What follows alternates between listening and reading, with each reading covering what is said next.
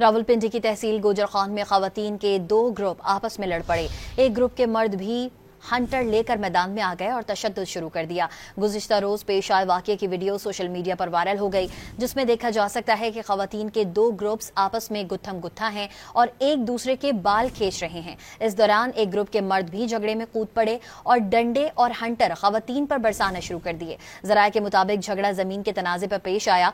वाक़ये की FIR दर्ज कर ली गई, जबकि मुल्जिमान की गिरफ्तारी के लिए छापे मारे जा रहे हैं।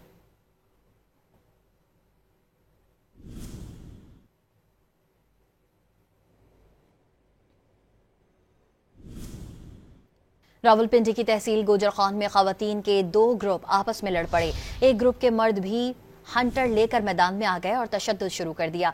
गुज़िश्ता रोज पेश आए वाक़ये की वीडियो सोशल मीडिया पर वायरल हो गई, जिसमें देखा जा सकता है कि खवातीन के दो ग्रुप्स आपस में गुत्थम गुत्था हैं और एक दूसरे के बाल खींच रहे हैं। इस दौरान एक ग्रुप के मर्द भी झगड़े में कूद पड़े और डंडे और हंटर खवातीन पर बरसाना शुरू कर दिए। ज़राए के मुताबिक झगड़ा जमीन के तनाज़े पर पेश आया। वाक़ये की FIR दर्ज कर ली गई, जबकि मुल्जिमान की गिरफ्तारी के लिए छापे मारे जा रहे हैं।